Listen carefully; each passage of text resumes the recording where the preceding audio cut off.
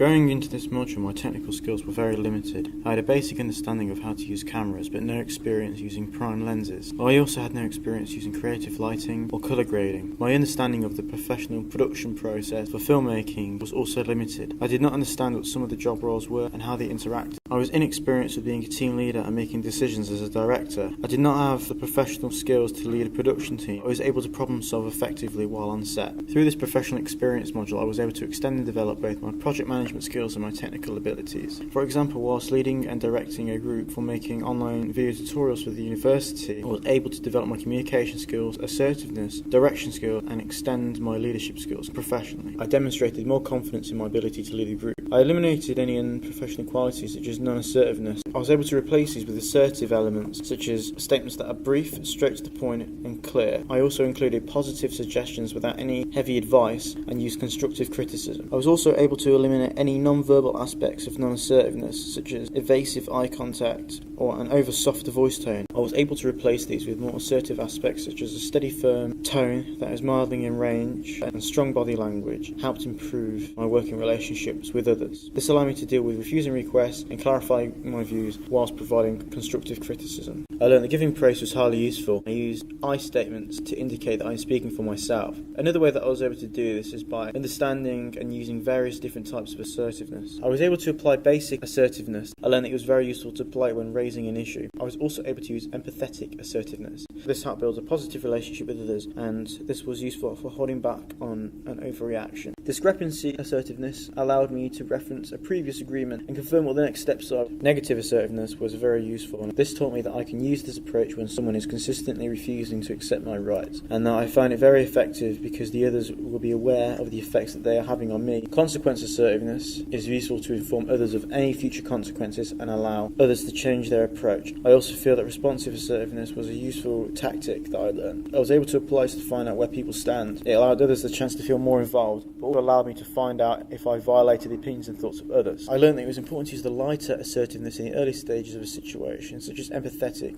or else it would register as aggression. I was able to develop other project management skills such as professional organisation, a division of labour, and working under pressure. I was able to develop the ability to manage and organise a high volume of work by evenly dividing the workload up and assigning specific job roles to others. I was able to extend and develop my ability to problem solve many times during the filming of the corporate videos. This allowed me to think on my feet when faced with an issue. I learned how to think quickly and that being decisive is an important part of being a leader. I also learned a good approach to organisation is to use your time management skills effectively. This involved deciding on what was a high and low priority and how much time is required to successfully complete each task. During the remix video for the Centre for Disrupted Media, I was able to learn about kinetic typography and use it creatively.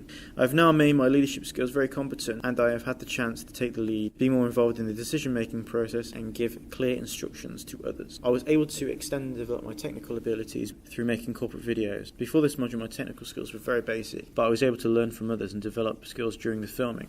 The biggest improvement was my competence with cinematography. I am now highly competent with using different lenses, changing the colour temperature, and using lighting creatively, such as using 3-point lighting, and dealing with various different camera settings, and also learning how to read the lenses. I was also able to learn how to use a professional sound recording device. This allowed me to control the input levels and use the appropriate microphones. I have also extended and developed my post-production skills, such as using After Effects and Photoshop to add any extra material or effects. I greatly improved my sound skills by using sound applications such as Adobe Audition. I personally feel that the sound is an area that I am interested in, as it challenges me on a technical and creative level. My main goal was to build contacts and experience freelance opportunities. I feel that I've achieved this. I learned about the process of contract negotiating as a freelancer, and that I should consider what I require from the client before I begin negotiations.